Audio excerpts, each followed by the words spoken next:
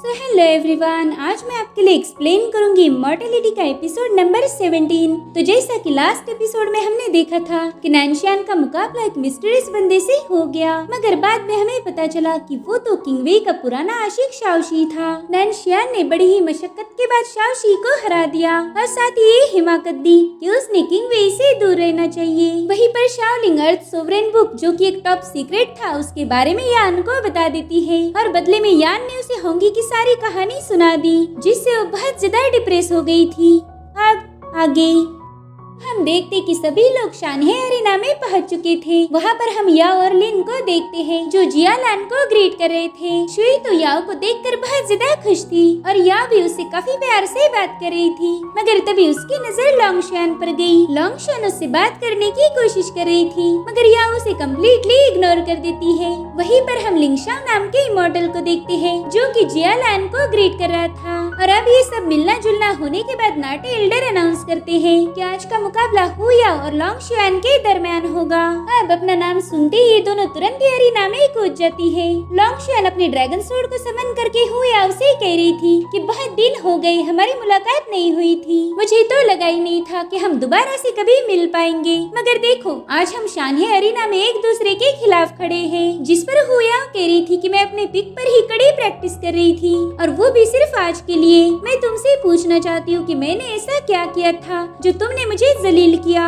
अब लोंगशान को तो समझ ही नहीं आ रहा था कि आखिर ये बंदी किस बारे में बात कर रही है। इधर हुया तुरंत ही अपने यूनिक बो को समन कर लेती है, जिसे बो एंड फायर भी कहा जाता था, और अब उसने फायर एरो से लोंगशान पर हमला करना शुरू कर दिया था, जिसे लोंगशान अपनी सोर्ड से डॉज कर रही थी। जिसके बाद वो याओ के पीछे से आकर उस पे अटैक कर देती है। उसने याओ को काफी पीछे पुश कर दिया था। हम देखते कि लोंगशान के पास तो आइस की पावर है, जिसकी मदद से वो आइस रॉक्स बनाते हुए याओ पर हमला कर रही थी। तो अब उससे बचने के लिए याओ ने भी अपनी फायर पावर का यूज किया। वो बड़ी तेजी से उसे डिस्ट्रॉय कर देती है। अब याओ ने दोबारा से लोंगशान पर अटैक कर दिया था, मगर वो उसे डॉज करके हवा में फ्लोट करने लगती है। अब उसे हवा में देखकर याओ ने उस पर फायर बो थ्रो कर दिया, मगर लोंगशान उसे भी अपनी सोर्ड से डॉज कर चुकी थी, इसलिए याओ तुरंत ही हवा में फ्लोट करते हुए अपने बो को पकड़ लेती है। इधर मौके का फायदा उठाते हुए लोंगशान ने उस पर तुरंत ही आइस से हमला कर दिया, जिसमें बेचारी याओ ट्रैप हो गई। अब लोंगशान याओ से कह रही थी कि तुमने तो काफी अच्छी प्रोग्रेस की है, मगर तुम जीतने के लिए काफी बेसब्र हो। तुम तो बस एक ही मूव में मुझे हराना चाह रही थी। मेरा यकीन करो, तुम ऐसे कभी भी जीत नहीं सकती।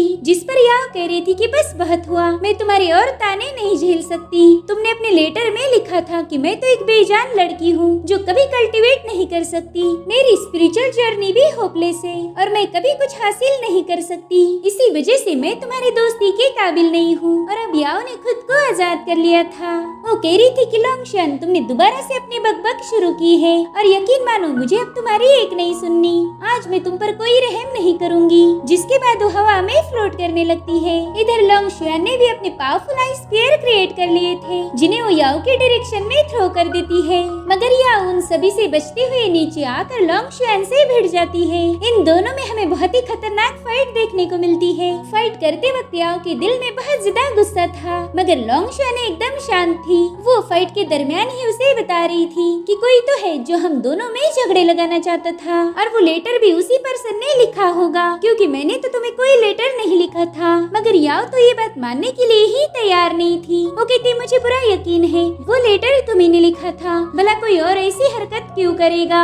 जिसके बाद याओ ने वॉरियर शियान की ट्रेजर टेक्निक का यूज करते हुए अपनी बो के 2 हिस्से कर दिए, जिनसे वो लोंगशान पर जबरदस्त हमले करती जा रही थी। साथ ही उसने लोंगशान को बहुत दूर पुश भी कर दिया, मगर लोंगशान अपनी सोर्ड का यूज करते हुए खुद को डायस से बाहर जाने से रोक लेती है। वो अभी भी याओ को कन्विंस करने की कोशिश कर रही थी। वो कहती याओ तुमसे झगड़े करके या फिर रिश्ता खराब करके मुझे क्या मिलने वाला है। जिस पर याओ कह रही थी कि बस थोड़ा सा और इंतजार करो, बस एक बार मैं तुम्हें हरा दूं, उसके बाद हम इस टॉपिक पर दोबारा से बात करेंगे। जिसके बाद याओ ने अपनी ब्लेड्स को अरीना में घुसाकर वहाँ पर एक फायर फॉर्मेशन क्रिएट कर लिया था। साथ ही उसने कई सारे फायर बॉल भी क्रिएट किए और अब उन्हीं का यूज करते हुए वो लोंगशान पर हमला कर देती है। इधर लोंगशान बड़ी ही तेजी से इधर उधर मूव करते हुए उन सभी से बचती जा रही थी और फिर वो दोबारा से याओ के पास पहुंच जाती है। याओ पहले से बहुत ज्यादा पावरफुल बन गई थी, इसी वजह से उसे हराना इतना आसान नहीं था। इन दोनों में लंबे समय तक ऐसी फाइट चल रही थी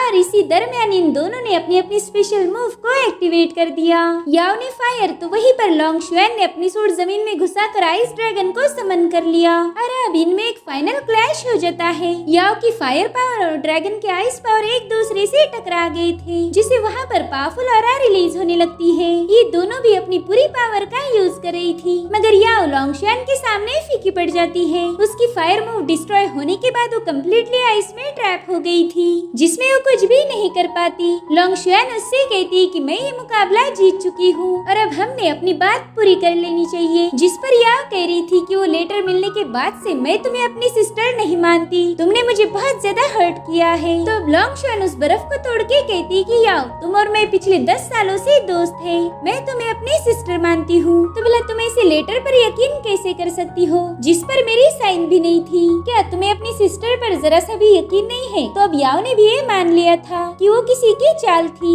इसलिए वो भी लोंग शुआन का हाथ थाम लेती है। इधर नाटे एल्डर अनाउंस करते हैं कि इन दोनों बहनों में विनर है लोंग शुआन। फेंग हान देखता है कि एज एक्सपेक्टेड लोंग शुआन ये फाइट जीत गई थी। वो कहता है आज के लिए इतना काफी हुआ, मुझे तो बहुत ज्यादा भूख लगी है, मैं जा रहा हूँ खाना खाने। तभी शाओलिंग कह रही थी कि भला फेरी क्लैन और डीमन क्लैन की लड़कियों में क्या ही फर्क है, हमारे क्लैन में भी ऐसे ही झगड़े होते थे और फिर एक दूसरे को माफ भी किया जाता था। जिसके बाद वो फेंग हान को फॉलो करते हुए युवा सेक की कैंटीन में पहुँच जाती है। शाओलिंग उस जगह को गौर से देख रही थी, वो सोचती कि मैं तो यहाँ पहले कभी नहीं आई, तो फिर ये जगह मुझे जानी पहचानी क्यों लग रही है। जिसके बाद वो कैंटीन में एंटर करती है। वहाँ पर एक बहुत बड़ा पेड़ था जो कि अब बिल्कुल ही बेजान दिख रहा था। फेंग हान उसी ट्री को देखते हुए पुरानी यादों में खो जाता है और शाओलिंग भी उसे देखते ही काफी चौंक गई थी और तभी उसे कुछ विजन्स आने लगते हैं। वो देख पाती है कि वो पेड़ फूलों से भरा हुआ है, साथ ही यहाँ पर उसे होंगी भी नजर आती है जो फेंग हान को लेकर भागते हुए कैंटीन में जा रही थी। तो शाओलिंग भी उन्हें फॉलो करते हुए उस कमरे तक आ पहुंची। वहाँ पर उसे स्टिक्स नजर आती है जो एक बार होंगी ने गुस्से में तोड़ दी थी। साथ ही वहाँ के टेबल पर एक पौधा रखा हुआ था, तो होंगी उसे गौर से देखने लगती है।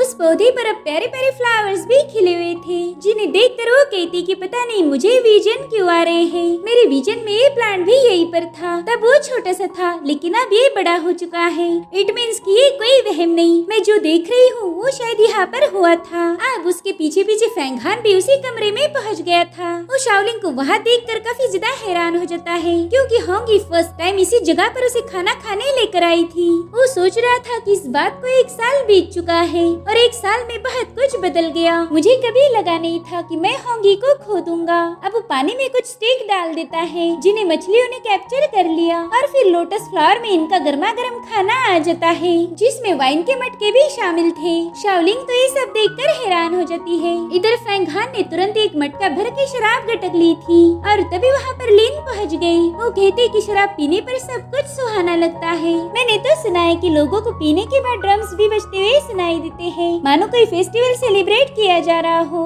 अब फेंग हान को पता नहीं था कि ये बंदा कौन है, इसलिए उसे बहुत ही तीखे लहजे में पूछता है कि तुम हो कौन, मैं तुम्हें नहीं जानता। जिस पर लिन बताते हैं कि मेरा नाम है लिनयान और मैं लिंग शाओ फेंगफिक का डिसाइपल हूँ। ये सुनकर फेंग हान समझ गया था कि ये बंदा सीनियर लिंग शाओ का डायरेक्ट डिसाइपल है, मगर ये यहाँ पर क्यों आया होगा। तभी शाओलिंग लिन से बात करने लगती है। वो कह रही थी अरे आप तो याओ के सीनियर हो, मैंने आपको अरीना में उसके साथ देखा था, मुझे तो लड़की बहुत पसंद आई, आप उसे अपने साथ यहाँ पर क्यों नहीं लाए। जिस पर लिन बताते हैं कि याओ फिलहाल लोंग शुआन के साथ है, वो दोनों जियालान पिक गई है। दरअसल उन दोनों में कुछ मिसअंडरस्टैंडिंग हुई थी और वो अब डिस्कस करके उसी को क्लियर कर रहे हैं। अब लिन शाओलिंग को भी ग्रीट कर रहा था, मगर तभी फेंग हान उससे पूछता है कि सीनियर मुझे क्लियरली बताए कि आपको मुझसे क्या चाहिए। जिस पर वो कह रहे थे कि मैं तो बस तुम्हें बताने आया हूँ कि नानशियान से बच के रहना।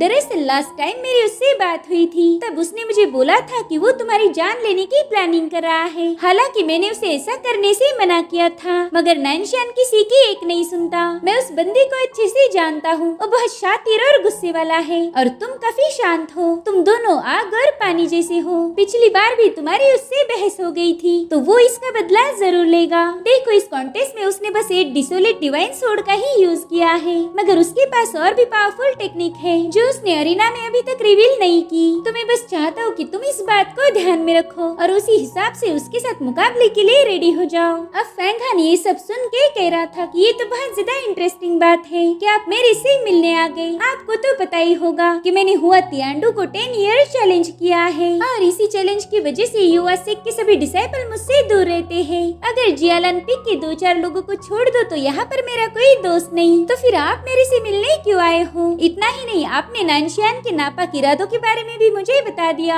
आपको ये बात पता होनी चाहिए कि मुझे सबने आइसोलेट किया है। मेरे साथ बात करने की वजह से वो लोग आपको भी आइसोलेट कर सकते हैं। जिस पर लीन कह रही थी कि देखो फैंग हान, मैं इन चीजों के बारे में नहीं सोचता। मैंने अपनी पूरी जिंदगी में बस उन्हीं लोगों के साथ दोस्ती की है या सिर्फ उन्हें ही पसंद किया है जो लोग दूसरों की फिक्र करते हैं। एक वक्त ऐसा भी था कि जब युवा सेक के लोग काफी अच्छे थे, मगर अब तो ज्यादातर लोग बस अपने फायदे के बारे में ही सोचते हैं। वो कभी दूसरों की फिक्र नहीं करते, इसलिए मेरे भी ज्यादा फ्रेंड्स नहीं है। लेकिन फिर मैंने तुम्हारे बारे में सुना, तुमने अपनी जान पर खेल के किंग शुई की जान बचाई। इतना ही नहीं, डीमन बैटलफील्ड पर शुई को भी बचाया था। तुम पर लोगों ने काफी अत्याचार किए, मगर तुमने कभी किसी के साथ गलत नहीं किया। ये सब सुनने के बाद मैं तुमसे बहुत ज्यादा इम्प्रेस हो गया था। मैंने ये भी सुना है कि तुम बहुत ईमानदार और रहमदिल हो। मुझे लगा कि तुम्हारी सोच भी मेरे जैसी ही है, इसलिए मेरे से रहा नहीं गया और मैं यहाँ तुमसे मिलने चला आया। मैं बस चाहता हूँ कि तुम नानशान ऐसे बच के रहना। वो बंदा तुम्हारी जान के पीछे पड़ा है